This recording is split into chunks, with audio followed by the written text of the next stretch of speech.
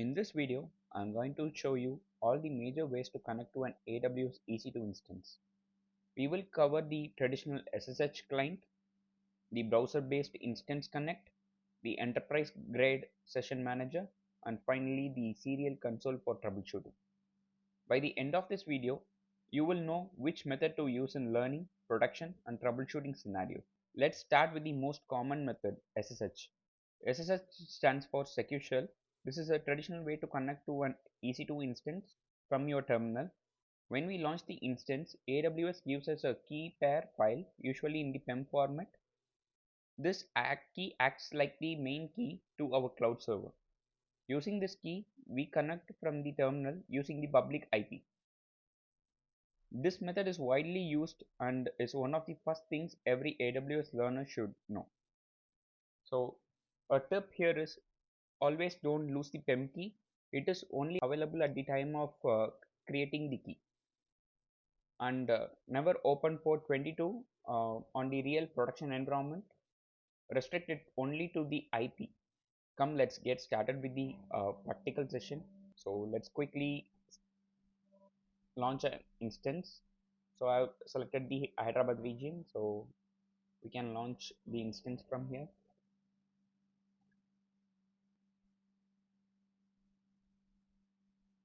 So the AMI can be Amazon Linux 2023, and the instance type is T3.micro since it is a free tile.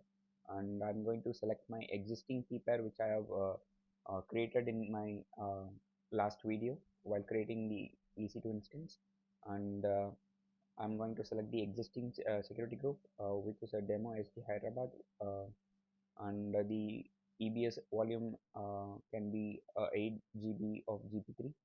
And let's quickly launch an instance here. So in the instance tab, so it is initializing. Let's wait for the status check. So our status check is passed. So let's quickly try to connect our EC2 via SSH here. So connecting via SSH, a key point here is always make sure that our PEM file is restricted to the current user. If not, we can set like chmod 400 and our key name. So this is a mandatory step. If it is not done and it is openly available for all the users, then we can't connect to our EC2. So this is a tip to note here, and let's try to connect from here. So the command is ssh-i, our PEM file, that is demo key. So you may get confused which key we are using, so you can verify it by seeing in our EC2 instance configuration page, that is details page. So that is a demo key Hyderabad is used at the time of launching this EC2. So it should be that key should be used for connecting our EC2. If not, we can't connect it. EC2 user at our public IP. You can get the public IP from the instance dashboard here. So just do paste and click enter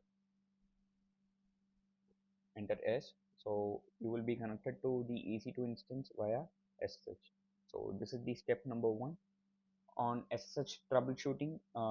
The major issues that we face is the permission denied issue, which is related to a wrong PEM file or the wrong username. The username I mean is the EC2 user. In some of the AMIs, the username might differ, but most commonly on most of the Linux AMIs, it is EC2 user. So you should make sure of the usernames while connecting to the EC2 via SSH.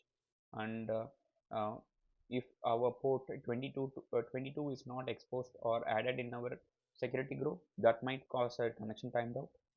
And the host key verification failed is less known issue, because if we try to connect our EC2 via SSH, a known host file will be added where our IP will be added in that file. So this is a less common issue that we face here, but still we need to make sure it is not occurring. And as I said, we should only restrict the a PEM file for our current user. So the second method is EC2 Instance Connect. This is the easiest way for the beginners. Instead of opening your local terminal, AWS gives you a browser-based terminal directly inside the console. Simply select the instance and we can connect via the browser. This is perfect for quick access and demos. So this can be done via, just click on connect, and on the EC2 Instance Connect you can just do a connect button. So if you see here, we are inside our EC2 and we can, so this is a way where we can connect to the EC2 Instance Connect via the public IP. And if we want to connect via a private IP, in case if you have a VPC restricted and you don't have a public IP and you have only the private IP, then we need to enable an endpoint. Endpoint is the one which we will be creating in the VPC. I can show you a quick demo on it. You can name it as any of the name like demo endpoint. Uh, should be changed to EC2 Instance Connect endpoint, and in the network settings it should be default VPC, and our security groups will be listed here under the VPC, and we need to select the subnet and just create endpoint. It might take around 15 minutes, so just wait for creating the end. So the VPC endpoint ID status is available now for the endpoint which we have created. So on the connect using a private IP, just uh, click on refresh button here. So demo endpoint should be listed down here, and we can just do a connect here.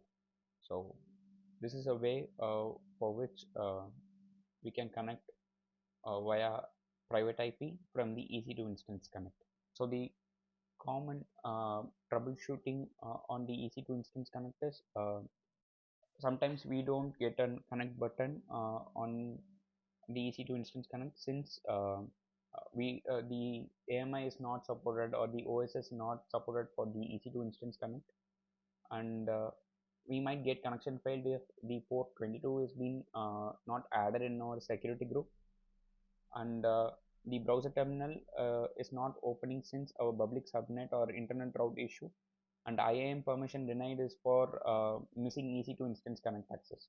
So these are the common troubleshooting ways that we can check for EC2 Instance Connect. So the next method is Session Manager. This is the method widely used in the enterprise environments. The best part is we do not need a public IP, SSH key, or even 22. Instead, the EC2 instance connects securely to AWS System Manager using an IAM role. Once the IAM role with Amazon SSM managed instance core policy is attached, we can connect directly from the browser. This is considered a best practice in many real-world companies. So let's try to connect from our SSM Session Manager. Just click on SSM Session Manager. Now you can see that the connect button is not being enabled, and there is a message from an SSM agent unable to acquire credentials. So for this we need to create an IAM role. Just click IAM in our search bar here, and open it in the new tab, and on the IAM dashboard on the roles tab, just click here and create role. So it is the trusted entity type is AWS service, and the service should be EC2, and on the EC2 it is EC2, and we should not select any of the other types. So here you can select Amazon SSM managed EC2 instance core, the policy that we need to attach. So just enable this one and create role without a permission boundary, that should be enabled. And on the next tab we should give a demo name, a role name, that is a demo, and the meaningful description. Allow EC2 instance to call AWS service on your behalf, and we can just check on the principle that ec2.amazonaws.com. So This is the policy that we are attaching to this role, and just do a create role here. Just do a refresh on the page. So it is still not enabled, right? So there might be a reason, or it is a common troubleshooting technique that on the session manager troubleshooting, we might miss an IAM role, or the policy is not being attached properly, or the SSM agent is not running. If the SSM agent is not running on the instance, we just need to restart the agent in our machine. So for that, we need to log into our EC2 via SSH or EC2 Connect, and do a restart and check the status. So this should resolve that problem. So once we created a role, do click on actions, and on the security, we need to modify an IAM role. So here demo role should be attached here, and do a update IAM role. And to verify it, you need to go enter into our instance, and on the security you can check that IAM role is being attached. So after attaching it, you can do a sudo systemctl restart Amazon SSM agent. This should restart it. Sudo systemctl status. So it should not throw any of the 400 errors of invalid credentials. So now let's try to connect our EC2 via SSM Session Manager. So the ping status is online, and session manager connection status is connected. So now let's try to connect it. You are now good to work in our EC2 via the SSM Session Manager. So this is the practice which is followed in the largest companies. So this is the best practice too. Instead of connecting it via SSH, or connecting via the EC2 Instance Connect, this is the standard method. Now companies are moving, since we are not exposing the PEM file. This can be done easily too by attaching a single role into our EC2 instance. Final way to connect to our EC2 instance, the serial console. Think of this as the recovery mode for your EC2 instance. This is mainly used for when normal SSH access fails, the instance has boot issues, or network settings are broken. So unlike SSH, this method usually requires an operating system username and password. So this is mainly for troubleshooting and advanced support scenarios. Let's try to connect it via EC2 serial console. So while trying to connect it, so there is no default password for the EC2 serial console. So let's try to set the password. So for resetting the password, do a sudo password EC2 user. So this will ask for a new password. Just give you a new password and re-enter the new password. So all authentication tokens are updated successfully. Now let's try to connect it via EC2 serial console. Just enter your username here, and the password is. So now we have entered our EC2 via EC2 serial console. It's used since it is used for the troubleshooting, or check if there is any booting issues in our EC2. On the troubleshooting side, if the login is incorrect, the password is not configured yet. By default, the EC2 serial console doesn't have any default password, so we need to reset our password via our EC2. So, and if the console is not available, then the feature is not enabled, and that's it. Now you know all the major ways to connect to an EC2 instance. We covered the traditional SSH method, the easy browser-based EC2 Instance Connect, the secure session manager approach, and the serial console used mainly for troubleshooting and recovery.